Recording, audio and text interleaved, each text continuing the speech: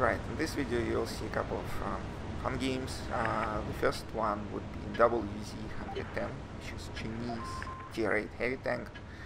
I can't say that I like it that much so far because its armor is weaker compared to Soviet IS-3, but the gun is fast firing and relatively good. So we'll see how it goes. I advise my team to go to the right side of the map because there is a hill, we have several tank destroyers, and I feel that if heavy tanks would be able to hold sides of the hill and tank destroyers would come back, we would have nice defendable position and we would be able to melt the enemy. Unfortunately, it doesn't work well for our team because I did my job rather well, so I pushed forward and I'm trying to spot, but the rest of the team is rather slow, and enemy team catches them while they are progressing towards the hill, and they start to go down rather fast.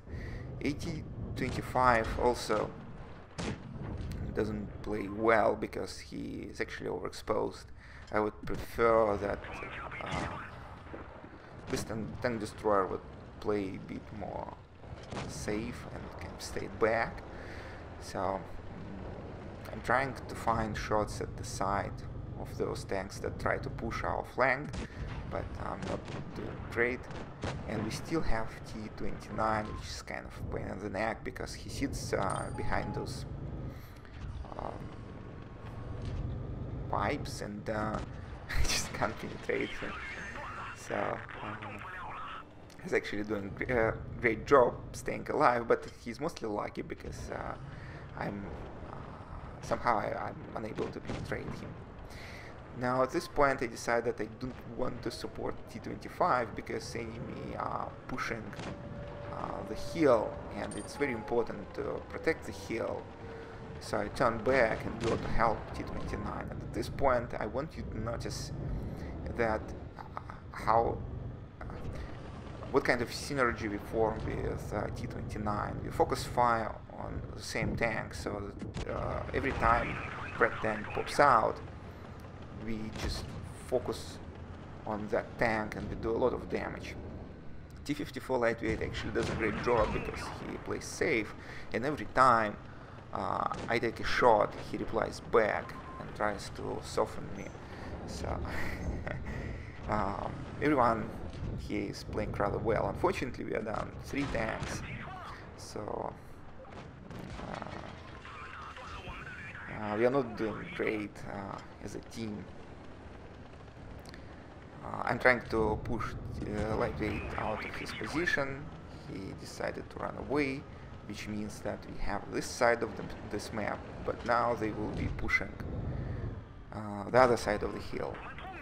So I'm still trying to warm that T-29, but it seems to be impenetrable to my shots, though he's clearly overexposed and I'm able to shoot at softer parts of his armor. That was a nice blind shot at RU because he wasn't paying attention. He thought that he is invisible, but he was sitting still. That's a mistake in this tank. And now I'm trying to shoot at the back and at the side of the enemy team that tries to clean the hill. And now we are 2 versus 4. Well, arguably 2 of 4 enemies are almost dead.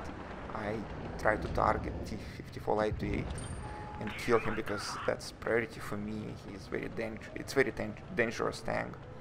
Now IS-5 should go, and we can't kill it while it's held down. So what I'm doing is that I'm moving forward, creating that pincer, and IS-5 would eventually swing the turret, which would allow our T-29 to kill him. So now we are 2 versus 2. And we are in a good position to carry this game. What I wanted to highlight in this video is that T-29 was actually doing a great job staying alive and playing very well. So we formed kind of platoon, we were helping to each other, and we were really staying close and focusing fire on our opponents, which allowed us to carry this game. So as you see on the results screen, that was really good game for both of us. So yeah, we just carried this game.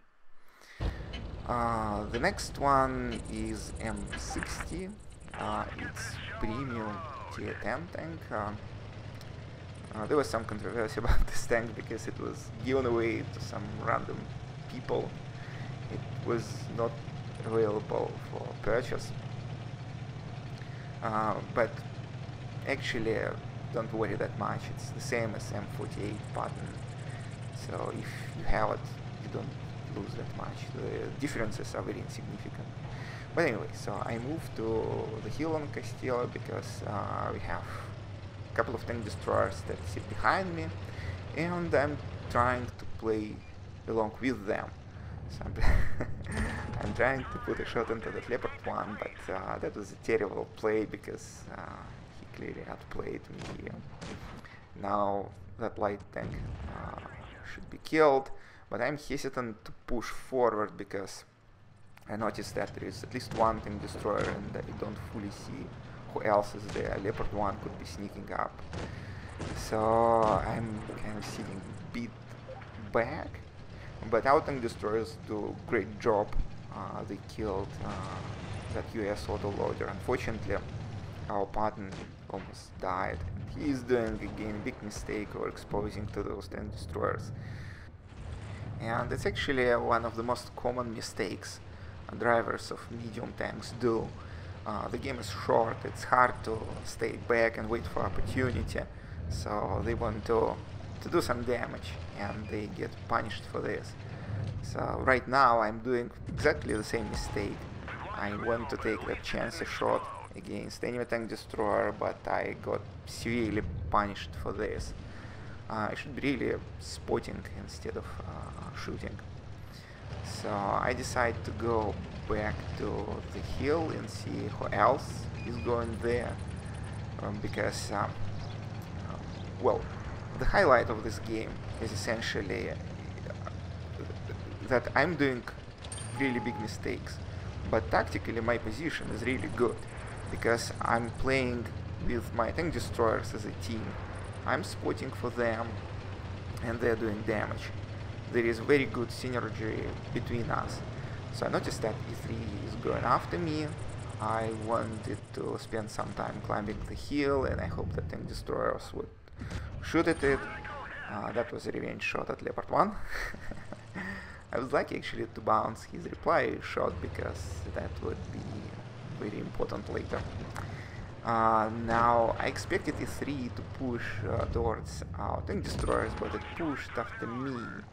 So that was a haste shot, but now I realize what I should do. I track it, go around. Meanwhile, our tank destroyers take most of its health, and I'm finishing it. So again, I probably did mistakes, but the positioning and overall situation in which me and my tank destroyers are allows me to do rather well in this game. So my personal performance is actually not that great, my damage was rather low, but the way we worked together and won this game, that was the highlight of it. So I thought that I probably should track E100, but I think that I don't want to risk to take this risk because I'm one shot for him and I would rather fall back and see who's there, because, well, not who's there, I noticed that there are those tank destroyers are basically one shots to me, and that's my job to finish enemy tank destroyers, to basically remove those guns from the game after they have been softened up. So now I'm sitting, waiting patiently for an opportunity. I spot another tank destroyer and his gun is removed. So why these two games? If you remember, the first game was the exact opposite of this game.